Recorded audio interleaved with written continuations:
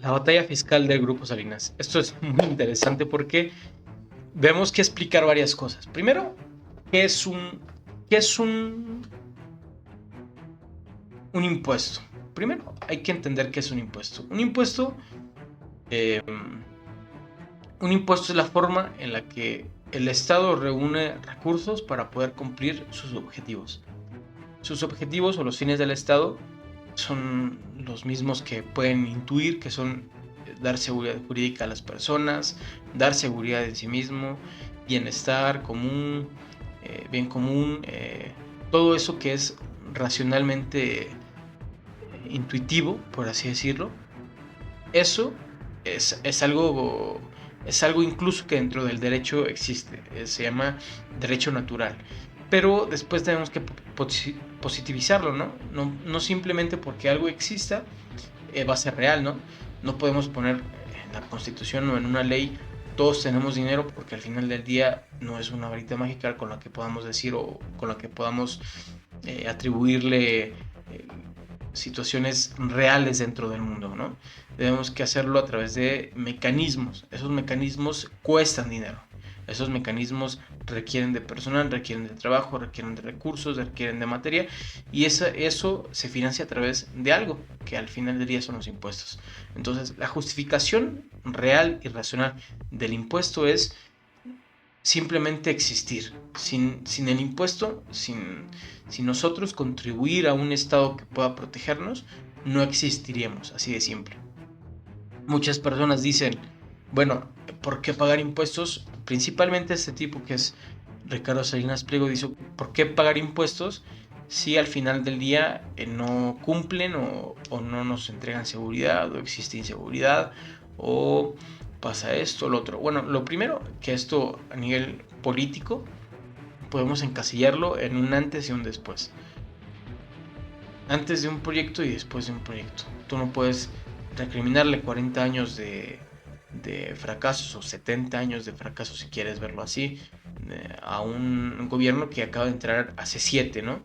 Entonces hay que ser consecuente y hay que ser racional de decir, no podemos extralimitarnos a decir el sistema de salud es incorrecto, es insuficiente, ineficiente, entonces no funciona este proyecto, ¿no? Porque existen 40 años previos en los que se debieron que construir infraestructura, en los que se debió que construir sistemas, modernizar, tecnologizar, que la tecnología es lo que hace la diferencia entre los estados modernos y los estados antiguos, ¿no? Al final del día es muy importante. Entonces, incluso si tú no estás de acuerdo con el gobierno, que es totalmente válido, no puedes decir simplemente es correcto o es incorrecto, porque debes que analizar el contexto y la cronología. Y partiendo de eso, les preguntaría yo a ustedes, incluso aunque fuera malo el gobierno y no estuviera utilizando los impuestos o no estuviera eh, utilizando de manera correcta los impuestos. Vas a un médico, tienes una gripe, vas a un médico y te da un diagnóstico incorrecto, te da medicamento incompatible con tus síntomas y tus padecimientos. Y te das cuenta después cuando vas a otro médico. La pregunta es, y haciendo un poco una analogía, ¿de quién desconfías? ¿Desconfías de la medicina o desconfías del médico en específico? Si desconfías de la medicina, dejas de creer que la medicina sirve, bueno, entonces te vas a un sanatorio o a cualquier cosa que te funcione, ¿no? Pero creo que es ilógico pensar que dejarías de creer en la medicina porque un médico es incompetente. Dejarías de creer en ese médico. Lo quemarías, le dirías, me diste algo que es incorrecto, incluso un procedimiento de negligencia, pero no puedes dejar de creer en la medicina. Bueno, con los impuestos es algo parecido. La ejecución es tan importante como la estructura, como la idea. Si tú ejecutas mal una idea, al final del día, esta distinción entre materia e idea se debe que hacer, porque si la idea es correcta, pero la ejecución y la forma en la que las personas llevan a cabo la idea es incorrecta, no podemos obviar que, que es culpa del ejecutor, no de la idea. Y pasa lo mismo con los impuestos. Si no te gusta o piensas que es ineficiente este gobierno o que ha sido ineficiente un gobierno, no solamente en México, en Latinoamérica, y no solamente en Latinoamérica, sino en el mundo, cuestiona quién está ejecutando las cosas, cuestiona si es la manera correcta en la que las ejecuta, y no cuestiones la idea, porque al final del día el impuesto o la contribución y la forma en la que nosotros entendemos un modelo de Estado es la forma en la que miles y miles de personas, de las más inteligentes de la historia de la humanidad, han podido crear este modelo que medianamente, o que hasta este momento, es lo mejor que tenemos. Es la mejor forma en la que tenemos. Y bueno, un poco regresando a la batalla fiscal de Grupo Salinas, este argumento que acabo de darles es un poco entender cuál es el enojo de Salinas, porque el enojo de Salinas va más allá de una situación monetaria, es un sistema en el que a él le molesta pagar impuestos y cree que el Estado cada vez debe que reducir más. Claro, en un modelo en el que el Estado se reduce más de poder, cobra o le debemos pagar menos impuestos, debe que cobrar cada vez menos impuestos, las personas con más dinero son las que más poder tienen. Y esto es a lo que me refiero con que es una situación de existencia. Si nosotros permitimos que ese tipo de personas se apoderen de la ideología o de la forma de pensar de la sociedad, entonces las personas que definen esto son como unas personas tratando de morder a la persona que le trata de quitar la correa. Es un perro tratando de morder a la persona que le quita la correa. Estás defendiendo a tu amo y a la persona que te va a destruir, a que te va a hacer menos posible vivir, a que te va a quitar las posibilidades que hasta este momento la sociedad mexicana ha luchado o ha derramado mucha sangre. Las bases de nuestro país son esas, las bases son la justicia social. La Revolución Mexicana empieza de esa forma, las huelgas en Río Blanco, las huelgas en las empresas del periodo porfirista, que tenían a las personas más ricas más contentas, pero las personas que generaban la riqueza, porque al final del día es el trabajador que genera la riqueza, no el empresario, las personas que generaban la riqueza en condiciones de pobreza, pagándoles con crédito en las tiendas de raya, pagándoles con especie, pagándoles con formas que ya no eran correctas, incluso en ese momento. Entonces, ese es el origen de nuestro país. El origen de nuestro país es ser nosotros una reivindicación de nuestro trabajo y que se nos pague y se nos retribuya de la manera correcta. Nuestro país es de los más de los que más derechos sociales ha peleado. Es más, nuestro país es el primer país en la Constitución de 1917 promulgada por Carranza, el primer país que reconoció en la Constitución, es decir, en la Carta Magna, derechos sociales. El derecho al trabajo es uno de ellos. Somos en este sentido bastante revolucionarios e incluso diría que bastante comunistas, porque el fin último o el modelo ideal del comunismo al final del día es un modelo en el que entendemos que la redistribución de la riqueza es necesaria, no se puede acumular el capital, o no se debe que acumular el capital, y va más allá de las personas que acumulan el capital, es más en el sentido del sistema que propicia que las personas puedan acumular el capital. Debemos que protegernos como sociedad, porque cuando dejamos que el capital se acumule y que las diferencias entre clases sean cada vez más grandes, entonces siempre el resultado es una lucha de clases y una revolución. Es insostenible un país en el que la desigualdad se hace cada vez más amplia. Es insostenible, a nivel sociológico es insostenible. No se debe, no se puede, no, más allá de que es moralmente incorrecto, y lo digo porque soy un trabajador, o soy de la misma clase que ustedes, es insostenible el pensar que puede llegar a ser concebible como un modelo real, ¿no? Y bueno, es un poco de lo mismo.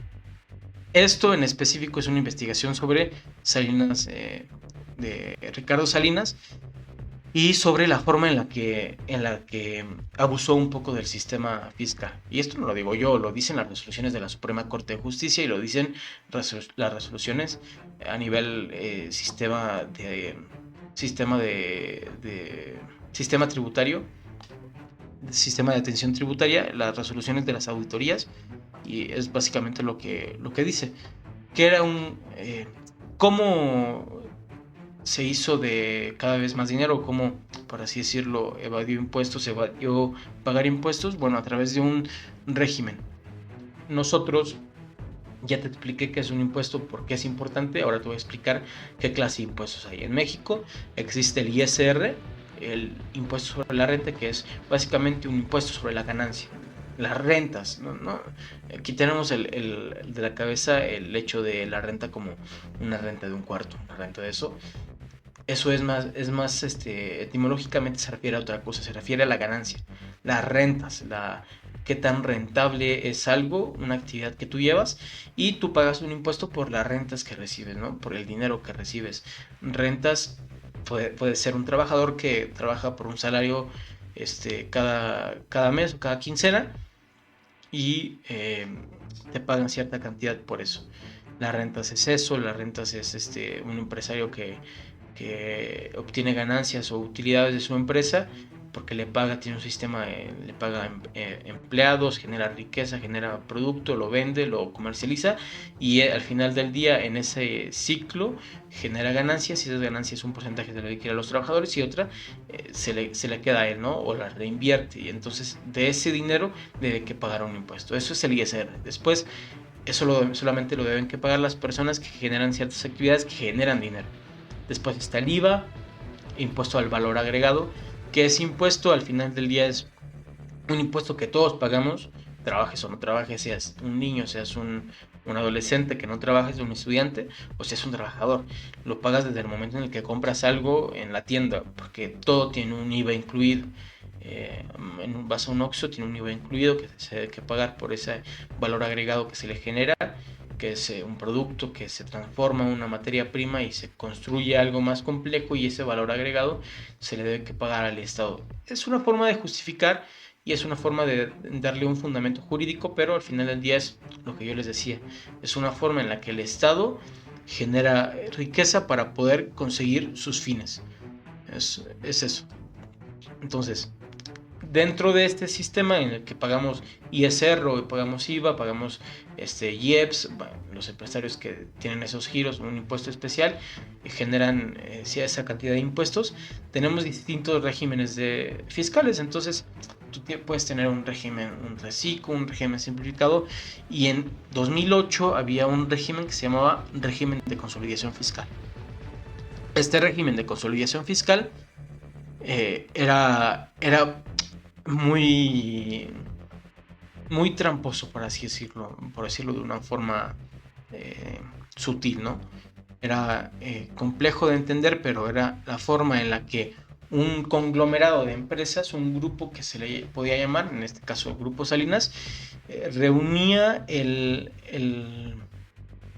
balance total de las empresas que tenía. Ese es un claro ejemplo. Empresa A, empresa B y empresa C. Empresa A tenía un superávit, empresa B tenía un déficit, empresa C tenía un superávit. ¿Qué pasa? Que ese superávit era de 1 y de 2 y el déficit era de menos 4 o de menos 3. Entonces tú declarabas en una empresa, ya sea una empresa real o una empresa fantasma, declarabas un déficit y no tenías o te daba la posibilidad de este régimen de consolidación fiscal que fue derogado en 2008, es decir, fue deshecho en 2008 porque se dieron cuenta que era algo muy favorable a evadir impuestos, a no pagar impuestos. Lo que hacía era reunimos todas las empresas y entonces creamos empresas con déficit y decimos que pagamos esto en inversión, pagamos esto en situaciones complejas que tienen que ver dentro del balance de la empresa, pero al final de día son déficits y no vamos a pagar ISR. Y aunque realmente sí tenía superávits, podías tener superávits, pero la empresa B hacía que dentro del conglomerado de empresas, eh, a ti como grupo, te iban a postergar el crédito fiscal. No ibas a pagar impuestos de ISR ese año. Es básicamente lo que hacía. Entonces, permitía calcular el ISR considerando conjuntamente diversas empresas del mismo grupo económico. Diferir que el diferimiento es pagar después conforme a la ley y la evasión es ocultar ingresos. Lo que hacía era diferir, lo postergaba, lo postergaba y el inicio del litigio empieza en 2011. 2008, recordemos, se quita de la resolución miscelánea fiscal, es decir, se quita de la ley, ya no existe ese régimen, pero desde los 90 que existió, de los del 80 que existió este sistema de régimen fiscal, hasta el 2008 pasaron 30 años pudiendo hacer esto, ¿no? Entonces, 2011 empieza una revisión fiscal, auditorías del SAT, se determina un crédito fiscal, es decir, se determina que Grupo Salinas debía dinero porque no pagó impuestos por este sistema, que básicamente evadió el pago de impuestos, lo postergó y después pasó a un tribunal federal. Pasó al tribunal federal, el expediente es este, el 28 de octubre de 2021 la segunda sección de la Sala Superior emite la sentencia en un juicio de nulidad. Nulidad es un poco complejo a nivel jurídico. Nulidad de una constitucionalidad a la que se refiere, de un precepto bajo la cual el SAT hizo una interpretación, porque el precepto está acá. El precepto es una estricta indispensabilidad que está previsto en el artículo 31 de la ley del ISR y después da Tribunal Federal, que es un Tribunal Federal de Justicia Administrativa. Después pasa a un amparo en un tribunal colegiado. Es un poco el tracto sucesivo de este juicio. El tracto de este juicio pasa con este expediente de amparo 660-2021. El octavo Tribunal Colegiado en Materia Administrativa del Primer Circuito ratifica y niega el amparo. Y después pasa a la Suprema Corte con este expediente, con estos dos expedientes. ADR 3794 del 23 y ADR 5145 del 25. ¿Qué resuelve la Cámara? Recordemos que estas dos cámaras, que son del 23 y del 25, son distintas por la reforma judicial, ¿no? La segunda resuelve que no hubo una inconstitucionalidad. El concepto de estricta indispensabilidad que utilizó el SAT para poder justificar que se evadió impuestos o que se postergó el pago de impuestos por más de 31 mil millones de pesos es constitucional, no es ilegal. No existe violación al principio de seguridad jurídica y los criterios planteados ya habrían sido resueltos previamente. Y no resolvió, no recalculó el crédito fiscal, no revisó nuevamente la auditoría del SAT y analizó únicamente cuestiones constitucionales a las cuales se refería la sentencia del 28 de octubre del 21, que fue de un tribunal federal de justicia administrativa. Entonces, resuelve en contra de Salinas Pliego y de su conglomerado y lo sentencian al final del día, le niegan el amparo, lo sentencian a pagar los impuestos, 31 mil millones de pesos. Entonces, esta es un poco la cadena completa del litigio. Primero el SAT, la resolución de revocación, el Tribunal de Justicia Administrativa, el amparo del octavo Tribunal Colegiado, después la primera sala de la Suprema Corte y después la primera sala, pero del 25, del 23 y del 25. Un poco el tracto de este litigio. También obtuve varios de esos expedientes del amparo directo, de la resolución de la primera sala, obviamente con todo lo que tiene que ver con lo legal oculto, lo que a derecho corresponde, y algunas no tuve acceso, por ejemplo la resolución del SAT no tuve acceso, pero es un poco el sentido en el que va. Sentencian a Grupo Salinas a pagar la cantidad del SAT que puso en la auditoría principal, en la resolución de la auditoría, y lo termina pagando en diferentes pagos. Hicieron un plan de pagos le hicieron un pequeño descuento que prevé la ley, no es que la presidenta o que el SAT haya querido, sino que prevé la ley que se le pueda hacer dependiendo de la voluntad de la persona de pagar y del tiempo de pago, y se le hace un pequeño descuento, termina pagando 20 y pico mil millones de pesos, 30 mil millones de pesos más o menos. Y bueno, es un poco también esto. Es a lo que se refiere este documento, la lógica económica del sistema. Esto sí es muy importante. Para entender el régimen resulta útil imaginar un grupo con varias empresas. La empresa A obtiene utilidades, la empresa B registra pérdidas por expansión, la empresa C desarrolla un nuevo proyecto que aún no genera ingresos, la empresa D realiza inversiones a largo plazo. Sin consolidación fiscal, cada empresa sería grabada de manera independiente, pero con consolidación fiscal, determinados los resultados podrían integrarse conforme a las reglas legales para determinar la base consolidada del grupo. Después de la perspectiva económica, el legislador partía de la idea de que el grupo funcionaba como una sola empresa, diferimiento y no exención. Uno de los aspectos más importantes del régimen consistente es distinguir entre diferir impuestos y eliminarlos. El régimen no fue diseñado para exentar permanente del ISR a los contribuyentes, es decir, no pagabas menos impuestos con este régimen. Lo que hacía era aplazarlos. Su propósito consistía en permitir que determinados impuestos fueran pagados en un momento posterior bajo las condiciones establecidas por la ley. Esta diferencia es fundamental porque buena parte del debate público suele presentarse la consolidación fiscal como un mecanismo para no pagar impuestos, cuando jurídicamente se trataba del régimen de diferimiento, sujeto a reglas, plazos y requisitos específicos. Precisamente por ello, los litigios posteriores no giraron únicamente en torno a la existencia del régimen, sino al cumplimiento de sus condiciones legales.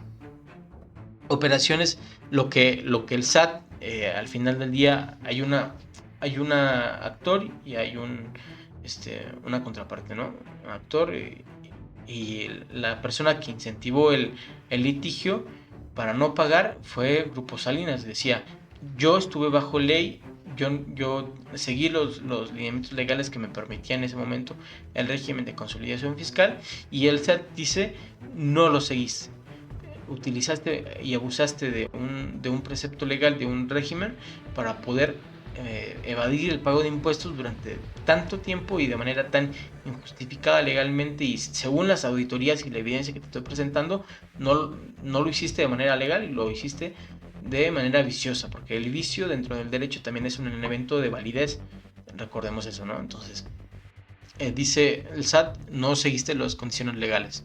Entonces, las operaciones entre empresas del mismo grupo, la consolidación fiscal implicaba necesariamente la existencia de operaciones entre empresas relacionadas, y entre ellas podía encontrarse comprobante de bienes, prestación de servicios, financiamiento, transferencia de activos, reorganizaciones corporativas y adquisición y venta de acciones. Y bueno, es un poco las pérdidas fiscales. El SAT dice, si no seguiste conforme a la ley, Grupo Salinas dice, si lo seguí, y al final, entre que uno dice que sí y otro que no, quien tenía razón al final era el SAT por las pruebas de la auditoría que presentó. Entonces, esto es importante. ¿Por qué? Porque al final del día nos hace entender un poco la lógica que hay detrás del personaje de Salinas Pliego, ¿no?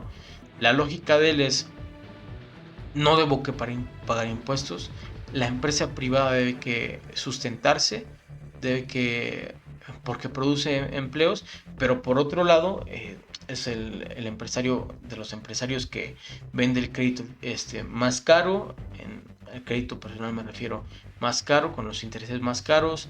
México es uno de los países con los créditos más caros, y toda la lógica que hay detrás es contradictoria. Es el problema.